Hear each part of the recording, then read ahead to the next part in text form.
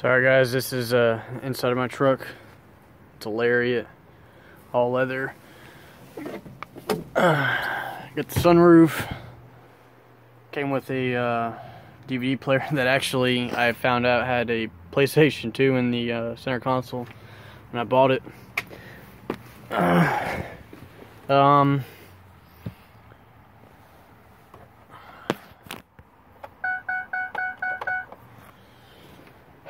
I got the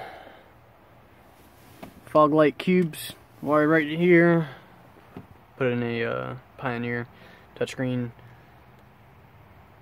CD player slash MP3 player slash Bluetooth, whatever. Got my microphone up here on the head sun visors. It's a really clean truck. I mean, leather's in perfect shape. Back seat's not been fucked with. It's just a little dusty in here. I do construction, so I mean, it gets so damn dusty for me just getting in and out, driving places. But yeah, once this weather stops fucking changing up on me, getting cold and warm and cold and rainy and shitty, I'm gonna be doing 5% tint front, rear, back glass, whole truck, probably a tint strip. Just tinted my cousin's 2001 Z71. Me and him were doing that. It came out phenomenal. Yeah, I got shit in the back. But I mean, for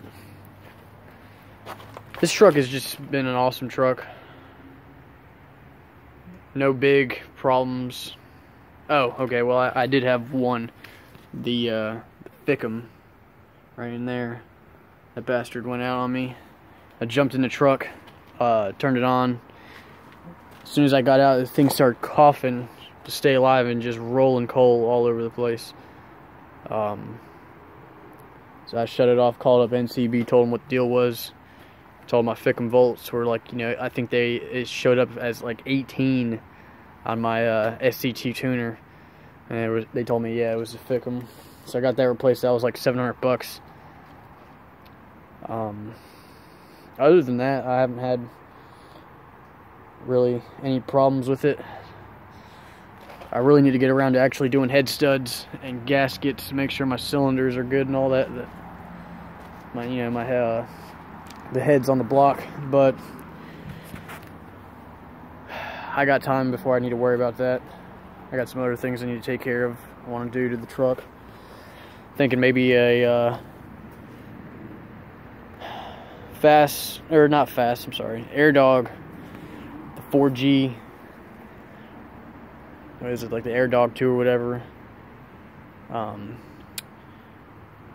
fuel pump slash cleaner.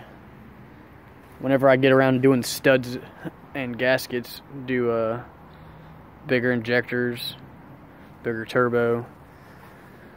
I'm gonna eventually get around to doing new radiator, new intercooler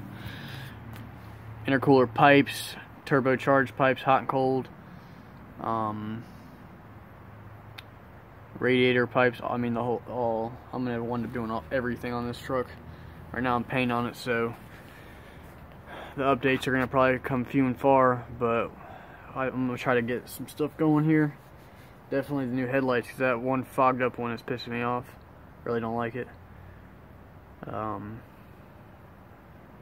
not gonna go too crazy on the engine. Like I said, just injectors, turbo, get the intercooler to cool it down. I had a whole bunch of other things picked out, but I'm drawing a blank right now, so I'll get back to you guys on that. Alright guys, so since my truck's an 05, 6.0, I got the EGR delete, new oil cooler, gaskets, coolant filtration. All this work was done by NCB Diesel here in North Carolina. I think it's in Youngsville. Coolant flush, new oil. I mean, they hooked me up. It wasn't too much money compared to some other shops around here. So far I had to put a new alternator on, two new batteries, trying to think off the top of my head, put an S&B cold air intake with the rewashable filter,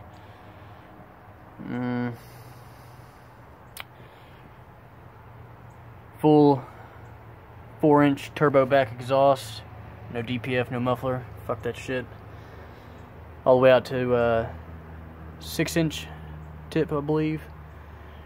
I got the Blue Spring fuel pressure mod in the fuel bowl.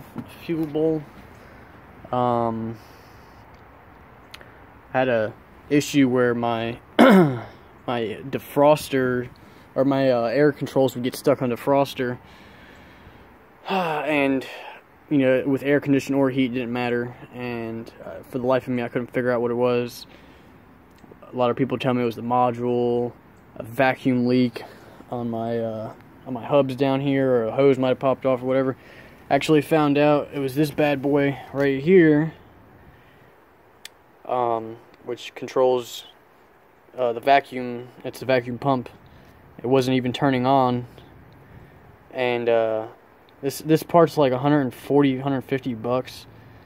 All you gotta do is take the part out, pop this back piece off, and there was a connection that just broke, so I resoldered it and turned on. I got my vacuum pump working again, so I mean that saved me some good money. But yeah, I mean, so far it's been a really good truck. I bought it from Ford November of 2015 with 86,000 miles. It's got 107,000 now. Got some 18-inch wheels, or 17s rather. Sorry, 17s. 35 Toyo Open Countries. Got a 3-inch Stage 2 rough country lift with the performance shocks, so they're real soft. Did it myself with just a buddy in his driveway. Wasn't too bad. It still has a little bit of a rake in the back. I mean, it comes with coil spring, you know, shock. Let me get up under the truck. I opted for the dual stabilizer kit. It's got a drop track bar mount. I have the adjustable track bar as well. It goes up to, I think, like a 4.5-inch lift. So also I had to change ball joints on this thing. Tie rod, sorry. And I just changed out the sway bar bushings and end links. And if you guys haven't done that so far, I mean, I suggest you highly do it. You don't think it really matters, but my sway bar before, I could literally grab onto it and you know, yank it, and it would move about an inch either way. These, there is absolutely no play at all in them. Trying to think what else I've done.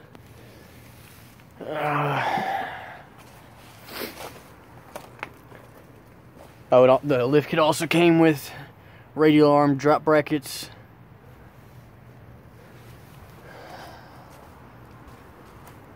And it's hard to see from right here. Some rear blocks, you know, U-bolt kit, back shocks.